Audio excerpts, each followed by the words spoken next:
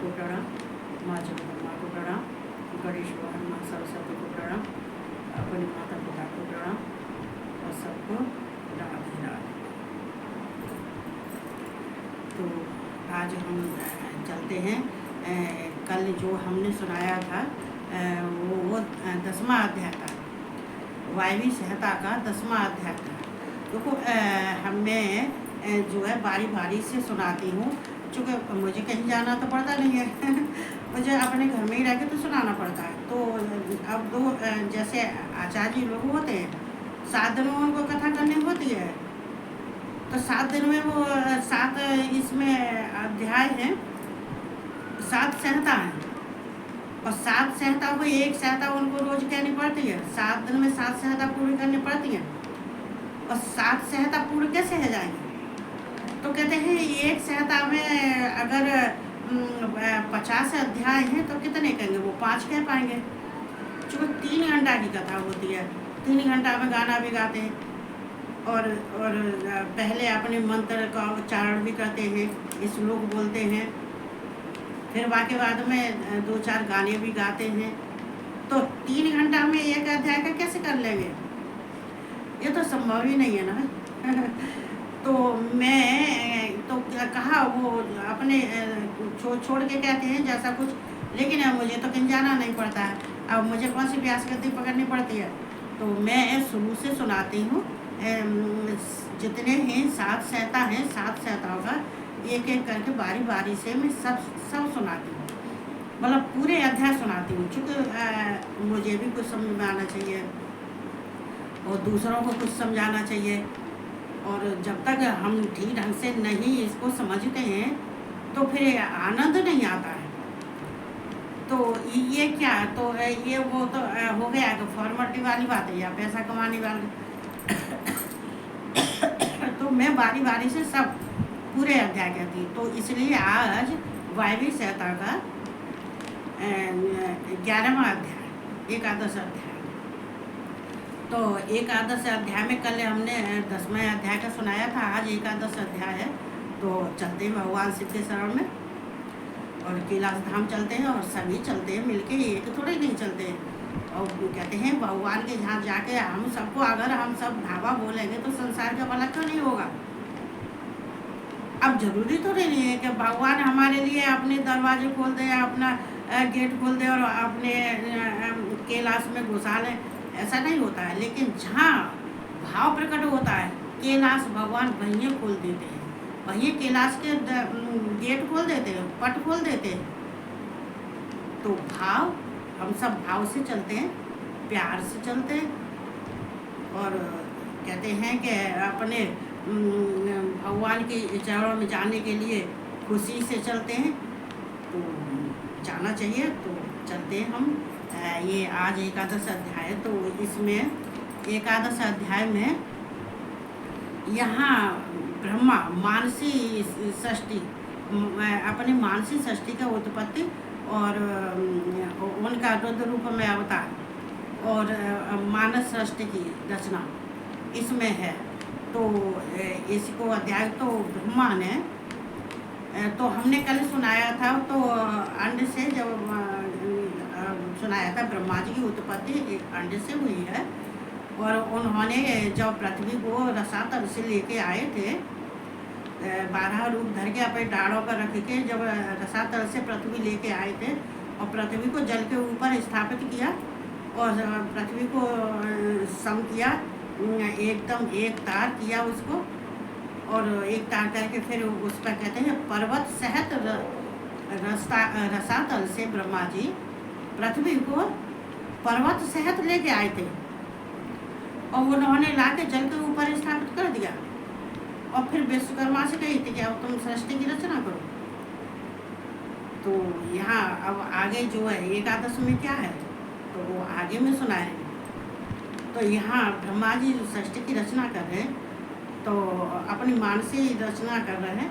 तो यहाँ ब्रह्मा ने सृष्टि की रचना के लिए उन्होंने पहले अपना ध्यान लगाया, अपनी बुद्धि से ध्यान लगाया।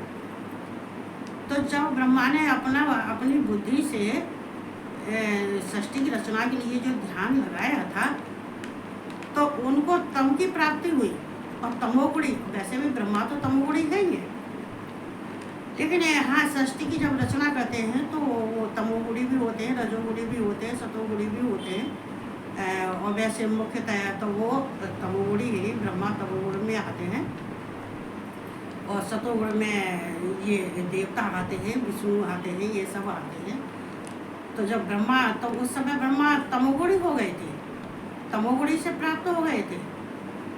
तो तमोगुणी के, तो इसमें तमोगुणी से उनके 5 उनके प्रकट हुए। ये अविद्या, जो 5 अविद्या प्रकट हुई थी तमोगुणी से, ब्रह्मा के से, तो वो 5 विद्या में कौन सी 5 विद्या थी? तम, मोह, महामोह और महास्त्र और अंधात्म मिस्त्र।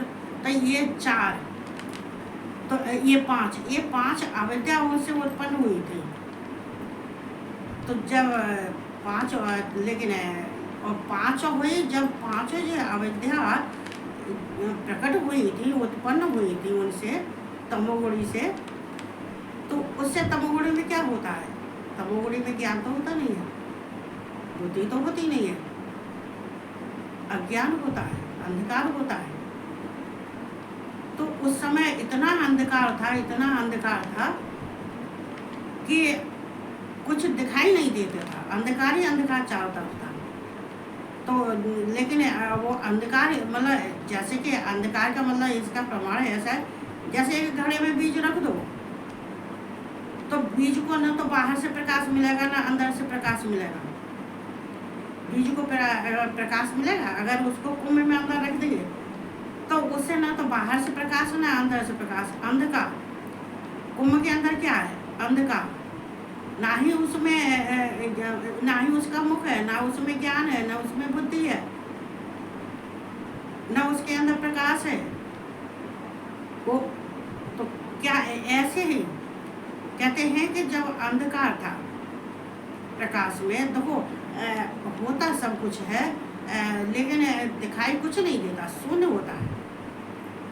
तो जब ब्रह्मा ने देखा कि ये तो अंधकार है, इसमें तो अंधकार, तो ये जो है, तो ये ब्रह्मा का पहला सर्ग था जो ब्रह्मा ने अपने तमोगुण रूप से प्रकट किया था, उत्पन्न किया था। तो वो क्या था? तो वो एक अंधकार था, ये प्रथम सर्ग है। तो ये हमने सर्ग की तो कई दिन से कहते हैं, सृष्टि की रचना ऐसी नहीं होती है, सर्गों की होती है, वैकारों की होती है, देवताओं की होती है, तब यहाँ जाके मृत्युलोक की होती है। तो ये ब्रह्मा का पहला सर्ग था, लेकिन ब्रह्मा बहुत दुखी हो गए। ब्रह्मा कहने लगे कि इससे क्या है, इससे तो कुछ होने का नहीं है, ये तो अंधकार का अंधकारी। उनका मन खुश प्रसन्न नहीं हुआ। लेकिन जब ब्रह्मा ने सोचा, फिर वो अपने ध्यान करने में लग गए। तो बोले कि अब विचार करने लगे कि अब क्या करना चाहिए, अब दूसरे सर्वों को उत्पन्न करना चाहिए। तो उन्होंने फिर दूसरे सर्वों को फिर ध्यान लगाया, तब किया, ध्यान में लग गए। जब ध्यान में लग गए थे ब्रह्मा, लेकिन तब भी तमोगुणी थे तब भी तमोगुणी थे। तो तब कौन सा सर्ग था? तो दूसरा सर्ग था त्रियक स्तोत्र सर्ग, त्रियक स्तोत्र सर्ग, ये दूसरा था। जब उन्होंने दूसरा ये सर्ग उत्पन्न किया, तो फिर ब्रह्मा सोचने लगे कि तो क्या करें उससे, त्रियक सर्ग से, फिर उससे पशु और पक्षी उत्पन्न हुए। जब पशु और पक्षी उत्पन्न हुए तो ब्रह्मा फिर परेशान हो गए। फिर ब्रह्मा कहने लगे कि अब इनसे भी कुछ होने वाला नहीं है, इनसे ना ही तो इनसे ज्ञान, चूँकि वो तो अंदर से तो उनमें प्रकाश होता है, पशु पक्षियों में अंदर से प्रकाश होता है, लेकिन यहाँ तो बाहर की, तो वो ये बेकार के सर्ग में है। जो प्रकृतियाँ हैं, जो क्या कहते हैं, ये प्रकृतियाँ ही सर्ग, ये 5 सर्ग होते हैं, ये प्रकृतियाँ हैं। ये प्रकृतियाँ जब उनके अंदर ज्ञान, तो अंदर तो प्रकाश था, पशु पक्षियों के अंदर तो प्रकाश होता, लेकिन बाहर तो उनके अज्ञान से युक्त होते, अज्ञान युक्त होते। उनके अंदर, पशु पक्षियों के अंदर क्या ज्ञान होता है? अज्ञान होता है। क्या बोलते हैं? क्या जो मनुष्य की सृष्टि की रचना जो करते हैं वो उनके अंदर प्रक्रिया तो कोई होती नहीं है पशु पक्षियों में। तो अंदर तो उनके प्रकाश रहता है, अंदर तो उनके जो भगवान का दिया हुआ सांसें चलती हैं, आत्मा भी है, सब कुछ है, शरीर है, आंखें हैं, लेकिन बोल नहीं सकते। तो उनके अंदर ज्ञान कहाँ से आएगा? वो तो अज्ञान है। फिर ब्रह्मा सोच में पड़ गए ब्रह्मा फिर सोच में पड़ गए। फिर कहने लगे अब क्या करूँ, कैसे करूँ, क्या करूँ? ये भी किसी के मतलब के नहीं है ना, इनसे भी आगे कुछ नहीं होने वाला है। तो यहाँ पर ब्रह्मा कहने लगे, फिर वो विचार करने लगे। तब ब्रह्मा सतुगुड़ी में गए थे। तब ब्रह्मा सतुगुड़ हुए थे, सतुगुड़ी के हो गए थे और सतुगुड़ में गए थे। तो सतुगुड़ से कौन उत्पन्न होता है? तो उस समय सर्ग कौन सा चल रहा था? उद्धर्व सर्ग स्तोत्र, उद्धर्व स्तोत्र।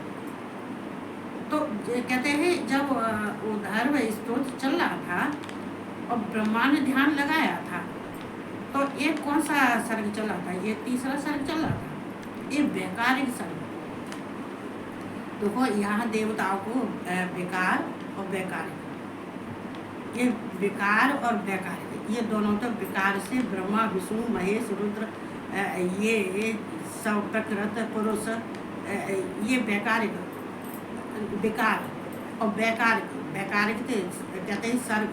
वैकारिक सर्ग में जो आकाश, पृथ्वी, वायु, जल, सूर्य, चंद्रमा ये आते हैं। तो ये जो है तब कहते हैं उद्धर्व स्तोत्र।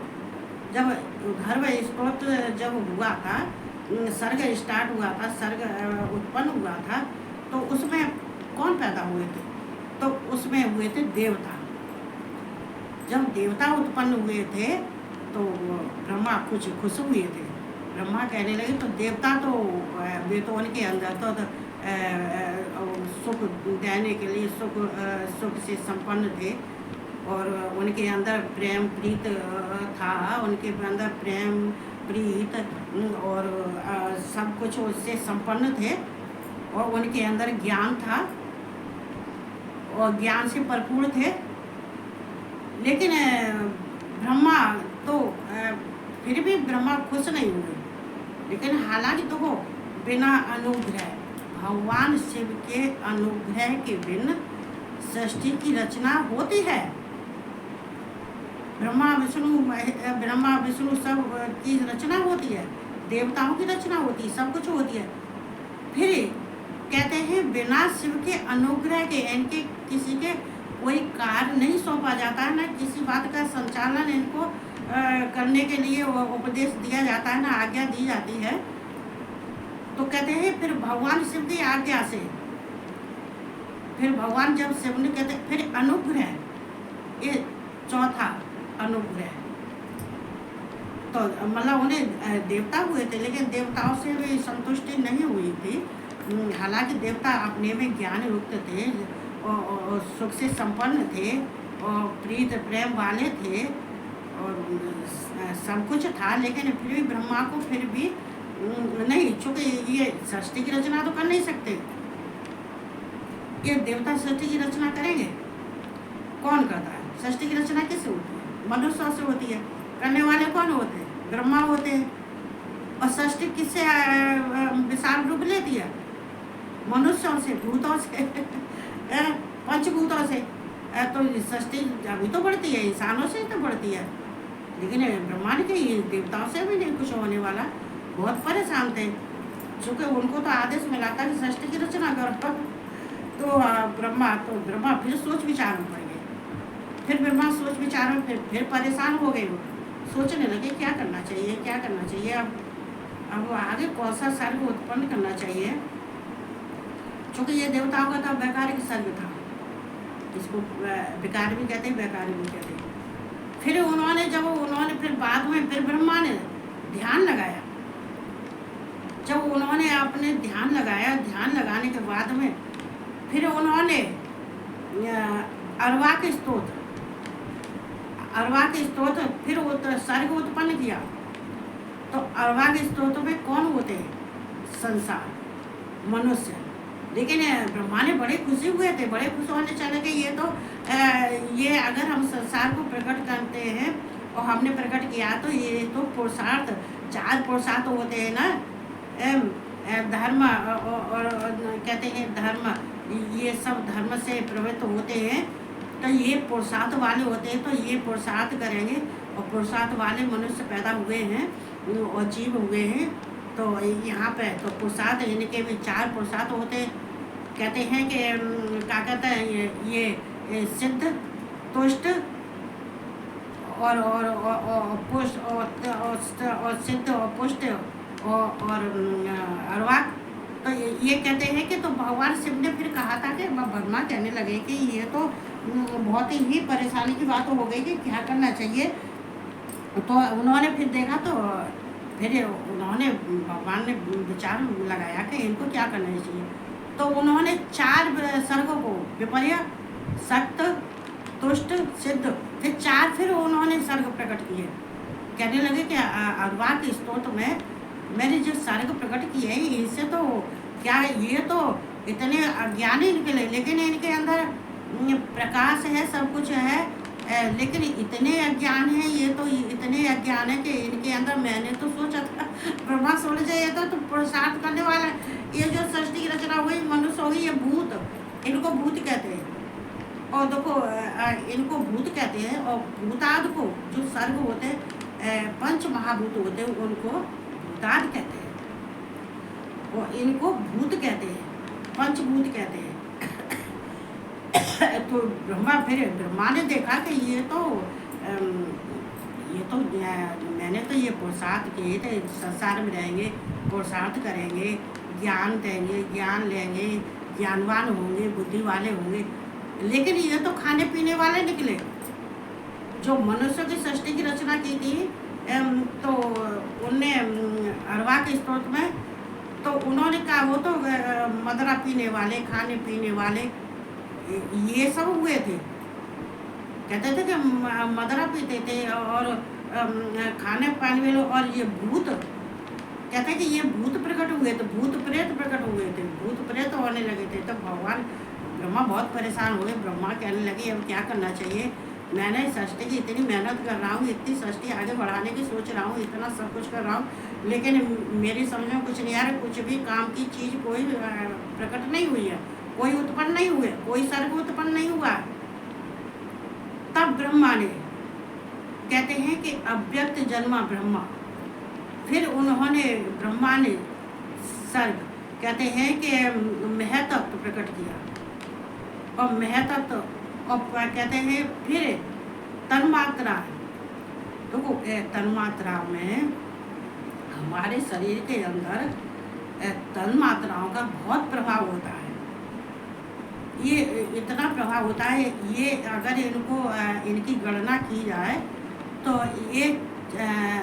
ये सब 5 महाभूत और 5 कर्मेंद्रियाँ, 5 ज्ञानेंद्रियाँ, और ये सब जितनी है मन, बुद्ध, अहंकार, महतत्व, ये सब मिला के जितनी तन्मात्रा 36 बैठती है, इनकी गणना 36 या 37 गणना होती है इनकी। लेकिन इन तन्मात्राओं का शरीर, जो मनुष्य का जीवन यापन होता है, इन तन्मात्राओं से होता है। तो महतत्व और फिर तन्मात्रा, फिर ब्रह्मा ने इंद्रियों को, इंद्रिय सर्ग प्रकट किया, तो महतत्व सर्ग प्रकट किया, फिर तन्मात्रा सर्ग प्रकट किया, फिर इंद्रिय सर्ग प्रकट किया, और फिर इंद्रिय सर्ग प्रकट करने के बाद में फिर भगवान ने देखा तो कहते हैं कि फिर ब्रह्मा जी फिर बड़ा कहते हैं फिर एकदम बहुत परेशान हो गए। जब परेशान हो गए तो फिर उन्होंने क्या कहते हैं स्थावर, फिर चौथे स्थावर को प्रकट किया।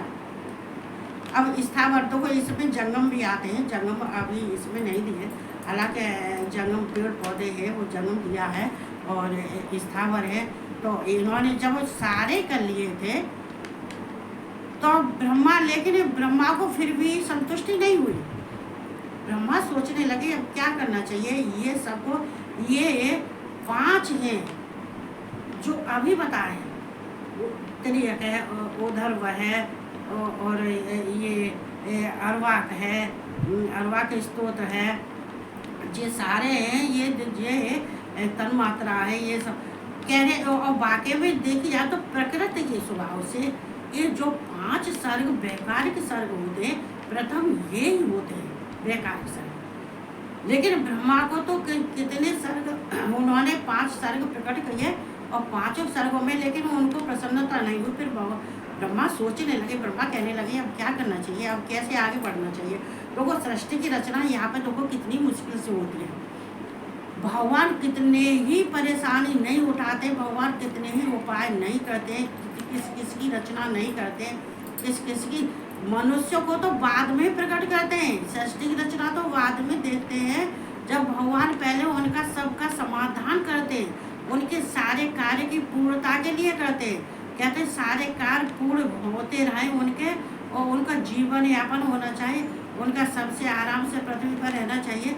मृत लोगों में सबसे मनुष्यों को किसी चीज़ की कमी नहीं होनी चाहिए, उनको प्रकाश भी मिले, जल भी मिले, और उनको सब कुछ उनके लिए होना चाहिए, तभी तो वो पूर्ण होते हैं। लेकिन जब ब्रह्मा को तो कहते हैं 5 ये प्रकृतियों को, ये प्रकृति है जो जब वैसा जो सर्ग है, ये प्रकृति के मदद से ब्रह्मा बढ़ते ब्रह्मा आगे नहीं बढ़ते, ब्रह्मा अपने से आगे नहीं बढ़ते, वो प्रकृति को साथ लेके चलते। ये प्रकृति के, ये वैकारिक सर्ग जो प्रकृति के, ये प्रकृति से उत्पन्न हुए। तो फिर ब्रह्मा ने सोचा क्या करना चाहिए। तब ब्रह्मा ने अपने समान मन से, अपने समान फिर अपने उन्हें 4 पुत्रों को जन्म दिया, सनक, सनातन और सनत कुमार। तो ये 4 जब पुत्रों को उन्होंने, मानस पुत्र है उनके, मन से और उन्होंने जब प्रकट किया था, किस लिए, संसार के लिए संसार की रचना करेंगे, ये संसार की सृष्टि यही रचेंगे जो है, ये संसार को आगे बढ़ाएंगे, रचने में ये हमारी मदद करेंगे ब्रह्मा ने। लेकिन वो तो योगी निकले, वो तो ब्रह्मचर्य निकले, योगी निकले, वो तो भगवान शिव की पूजा करने के लिए इतने आतुर रहते थे, वो तो सब जगह घूमने वाले निकले थे, वो तो बैरागी निकले, योगी निकले। तो उन्होंने जब ब्रह्मा ने उनसे कही कि तुम अब 4 पुत्र मैंने अपने मन से प्रकट किए हैं, उत्पन्न किए हैं, तो तुम मेरा कार्य करो, संसार की रचना करो, मेरी मदद करो। और संसार की रचना होने से कहते संसार को आगे बढ़ाओ, उनकी रचना करो, सृष्टि करो और मेरा साथ दो। उन्होंने कहते कि हम तुम्हारा साथ नहीं देंगे, हम तो जन्म से जब हुए थे तब भी योगी थे, पिछले जन्म में भी योगी थे और अब भी योगी हैं। हम तो योग का आश्रय लेते हैं, हम तो भगवान की स्तुति और प्रार्थना और पूजा पाठ करते हैं, हम तो योग साधना में रहते हैं, हम सृष्टि की रचना हम नहीं कर पाएंगे। जब उन्होंने मना कर दिया उनसे, जब ब्रह्मा से, तो ब्रह्मा बहुत दुखी हुए और दुखी होने के बाद में फिर वो सोचने लगे और सोचते सोचते उनके आंसुओं से रोने लगे। इतने आंसू उनके गिरे, ब्रह्मा के इतने आंसू गिरे कि आंसुओं से जब रोने लगे थे तो उनसे कौन प्रकट हुए, भूत और प्रेत। तो उनसे भूत प्रेत प्रकट हुए। अब ब्रह्मा फिर तो क्या होने लगे, जब उनसे भूत प्रेत प्रकट हुए तो ब्रह्मा कहने लगे अब क्या करूं, अब तो मेरे आंसू भी गिरे थे, मेरे आंसुओं से भी भूत ही प्रेत प्रकट हुए थे, इसे भी कुछ सृष्टि नहीं रच सकते, इसे भी सृष्टि का कार्य नहीं हो सकता। अब किसको देवूँ, अब किससे मदद लूँ, क्या करूँ। अब जब ब्रह्मा अपने आश्चर्य में पड़ गए थे, अपने बहुत ज़्यादा दुख में और संताप में पड़ गए थे, तो वे मूर्छित हो गए। तो मूर्छित होकर वो गिर पड़े। चूँकि अभी मैंने सुनाई कि ब्रह्मा की मानसिक सृष्टि और मूर्छा, ये जो 11वें अध्याय में दिया है, और ये जो है उनके मुख से रुद्र का उत्पन्न होना, तो ये एक सृष्टि की मैंने बता दी थी। 5 जो वैसारे सारे तो उन्होंने उत्पन्न किए थे। अब मानसी जो है, मानस ने अपने 4 पुत्र पैदा किए थे। अब मूर्छा, अब जब कहते हैं ब्रह्मा को जब इतनी दुख हुआ था, इतना दुख होने के बाद में आंसू जो निकले थे वो उससे भी भूत प्रेत उत्पन्न हुए थे। उससे भूत प्रेत उत्पन्न होने के बाद में ब्रह्मा ने जमीन पर गिर गए और अपने प्राण त्याग दिए। जब ब्रह्मा जी ने जब अपने प्राण त्यागे थे, और देखो ब्रह्मा जी, हालांकि देखो जितना विष्णु को कष्ट नहीं भगवान ने दिया है, जितना कि सृष्टिकर्ता वाले को ब्रह्मा जी को कष्ट झेलना पड़ता है। तो कहते हैं कि जब प्राण उन्हें त्याग दिए थे तो जब भगवान शिव ने देखा था वो ब्रह्मा जी ने दुख में आके और उनका कार्य पूर्ण न होने से, सृष्टि की रचना न होने से, और अपने दुख से उन्होंने प्राण भी त्याग दिए। भगवान शिव ये देख रहे थे। तो वो भगवान शिव देखते, पहले तो वो देखते रहते। जब भगवान शिव ने देखा कि अब तो मुझे चलना ही पड़ेगा, तब गए जाके। तब भगवान शिव ने, कहते हैं, ब्रह्मा जी को जीवित किया और उनके मुख से ब्रह्मा जी, कहते हैं शिव ब्रह्मा के अंदर प्रवेश होकर ब्रह्मा को जीवित किया और उनके मुख से रुद्र उत्पन्न हुए। ब्रह्मा के मुख से रुद्र उत्पन्न हुए, चूँकि भगवान शिव की शक्ति उनको मिली और शक्ति प्रवेश कर गई, भगवान शिव की शक्ति उनके अंदर प्रवेश कर गई।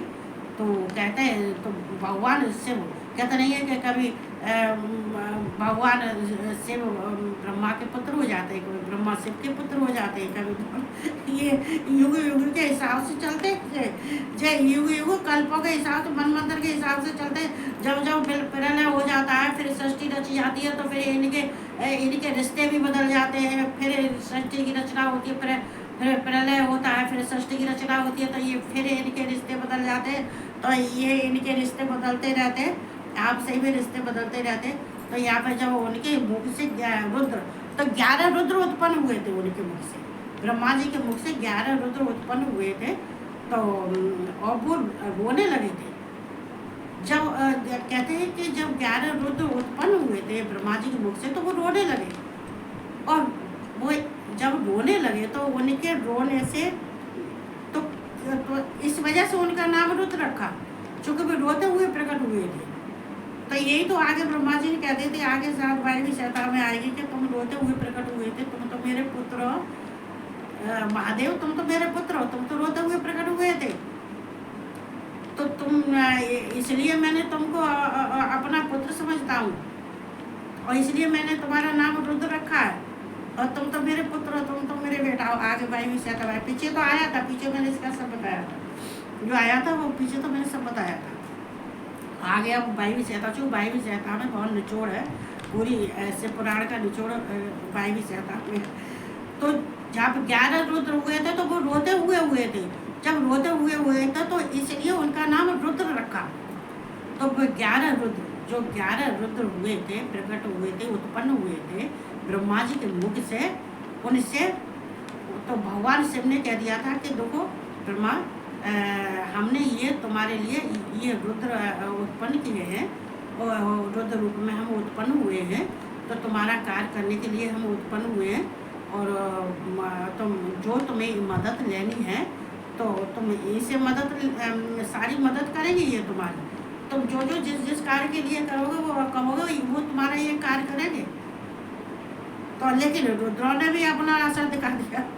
जब रुद्र कहते थे, जब रुद्र हुए तो ब्रह्मा बहुत खुश हो गए थे, कहते कि अरे अब तो मेरी सृष्टि की रचना अच्छे से होगी।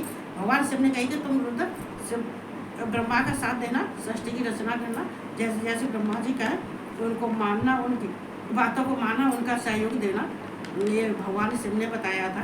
तो ब्रह्मा ने कही कि रुद्र चलो सृष्टि की रचना करो। तो रुद्र कहने लगे हम सृष्टि की रचना करने नहीं आए हैं, हम रुद्र हैं, हम तो ये योगी हैं, हम सृष्टि की रचना हम नहीं करेंगे। और हम तो तुम्हारे मुख से उत्पन्न हुए हैं, तो हमें तो हम खुद ही रोते हुए और हम रुद्र हैं, तो हम सृष्टि की रचना कैसे कर सकते हैं। हम तो यहाँ पे घूमने के लिए पृथ्वी पे और आकाश सब जगह हम तो घूमने के लिए और देखने वाने के लिए, रहने के लिए आए हम। तो ये सृष्टि की रचना हम नहीं करेंगे। ये तो ब्रह्मा जी तुम ही करोगे सृष्टि की रचना। ब्रह्मा फिर कहते हैं, फिर ब्रह्मा फिर बाद में दुखी हो गए थे। दुखी होने के बाद में फिर ब्रह्मा ने आगे जो कदम बढ़ाया है, जो उनसे जो फिर सृष्टि रचना के लिए जो उन्होंने कार्य किया है, वो मैं कल बताऊंगी। आज 11 रुद्र की कह दी और सृष्टि की मानसिक उनके 4 पुत्रों का भी कह दी। वैकारिक सर्ग थे 5 उनकी भी कह दी। वैसे वैकारिक सर्ग अगर हम इनको हमने प्रथम से गिना है और अगर हम उल्टा गिनते हैं तो 5वां तिर्यक, 6वां उद्धर्व, 7वां उर्वाक, अर्वाक स्तोत्र, और ये चलते हैं, ये कौमारिक स्तोत्र। तो ये ब्रह्मा ने जब सब कर आगे सब, फिर बाद में ब्रह्मा आगे, लेकिन ब्रह्मा अभी संतुष्ट थे और उन्होंने जब उनकी सृष्टि की रचना में कोई कामयाबी नहीं मिली है तो ब्रह्मा को यहाँ पे फिर यहाँ भगवान शिव फिर उनको समझाते हैं और फिर भगवान शिव को समझाने के बाद में फिर उनको आगे का मार्ग दिखाते हैं। चूँकि भगवान शिव ने क्या दी थी कि ब्रह्मा जी जब तक तुम्हें ज़रूरत होगी, जब तुम्हें परेशानी होगी तो जब तुम मेरा ध्यान करना, मैं तुम्हारे ध्यान से मैं तुम्हारे पास सामने ही खड़ा उपस्थित दिखाई दूंगा मैं। तो आगे जो होगा वो मैं कल बताऊंगी और आज बस इतना ही। और मैं कहती हूँ भैया सबको सब जो मैं बोलती हूँ, जो कुछ भी जैसा कुछ बोलती हूँ ध्यान करना चाहिए। चूँकि मैं पहले कह चुकी कि मैं जो एक एक अध्याय करके सुनाती हूँ, एक एक अध्याय करके बारी बारी से सुनाती हूँ। ये नहीं है कि किसी में अगर 30 अध्याय तो उसका 5 या 2 अध्याय सुनाती नहीं, बारी बारी से एक एक। अगर इसमें अब 11वां चल रहा है, इसमें 11वां कल पूरा हो जाएगा। चूँकि ये देखो ये फेसबुक है, ये अभ्यास गति तो है ही नहीं, इसमें बोलते रहो। तो मैं आज इतना ही बोलूँगी, कल फिर आगे की जो हुई आगे की बताऊँगी। सबको भगवान की शरण में जाना चाहिए, भगवान से स्तुति प्रार्थना करनी चाहिए कि हमें सद्बुद्धि दें, हमारे सन्मार्ग दिखाएं, धर्म का मार्ग दिखाएं, पुरुषार्थ का मार्ग दिखाएं। और हम ऐसा हमको शक्ति देना चाहिए जो हम दूसरों का भला कर सकें, दूसरा और हमको दूसरा दुआएं देते रहें। सब ऋषि मुनियों की दुआएं लेनी चाहिए, सबकी दुआएं लेनी चाहिए, भगवान की दुआएं नहीं। भगवान की दुआएं तो पीछे काम आती हैं। पहले कहते हैं सिद्ध पुरुषों की दुआएं लो, पहले संतों की दुआएं लो, पितरों की दुआएं लो, समाज की दुआएं। कार्य करोगे तुम, अच्छा कार्य करोगे तो दुआएं सबकी मिलेगी। भगवान अपने आप स्वतः ही तुम्हारे सामने आ जाएंगे। तो कोई तुम्हें मेहनत नहीं करनी पड़ेगी, बिना मेहनत के तुम्हें भगवान की प्राप्ति होगी। तो मैं यही कहते हुए अपनी वाणी को बंद करती हूँ और सब खुश रहो, मस्त रहो और सबको राधे राधे और सबको गुड नाइट।